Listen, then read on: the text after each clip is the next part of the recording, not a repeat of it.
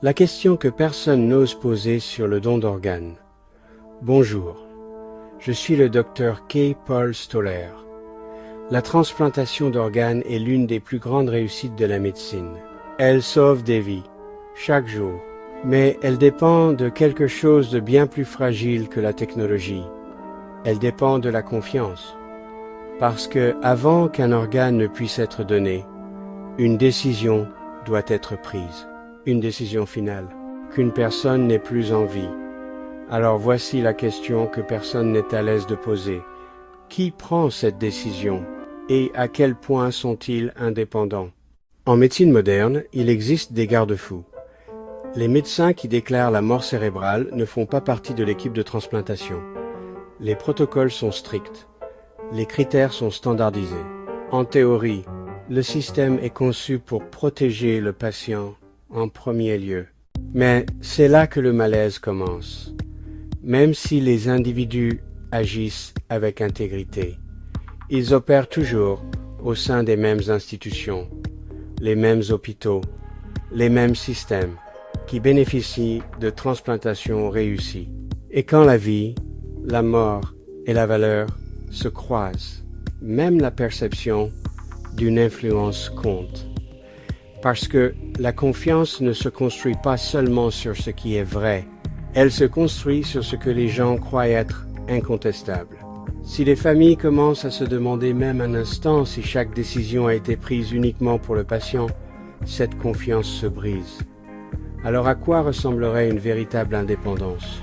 Et si l'équipe qui détermine la mort cérébrale n'avait aucune connexion, aucun lien institutionnel, aucun alignement financier, avec tout système qui bénéficie de l'approvisionnement d'organes, pas seulement une séparation sur le papier, mais une indépendance structurelle complète.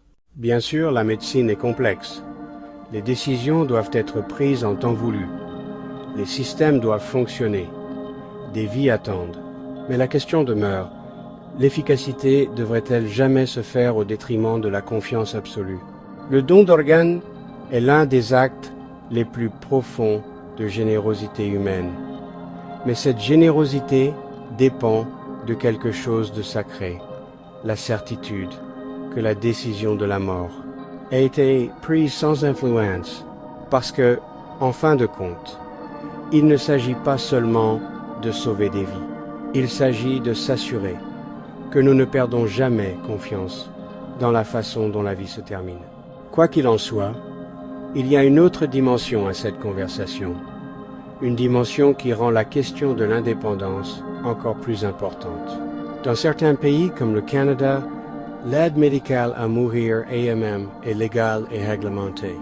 Et dans certains cas, les patients qui choisissent l'AMM peuvent également choisir de devenir donneurs d'organes. Des garde-fous sont en place, des processus de consentement distincts, des évaluations indépendantes, des protocoles clairs.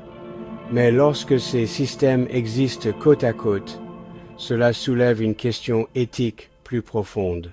Un système qui détermine la fin de vie devrait-il jamais être lié, même indirectement, à un système qui dépend de ce résultat, ni en pratique, ni en perception? Parce qu'une fois que ces lignes commencent à s'estomper, même légèrement, la confiance ne s'affaiblit pas seulement, elle se brise. Les soins de fin de vie et le don d'organes doivent rester éthiquement séparés, non seulement par politique, mais par principe.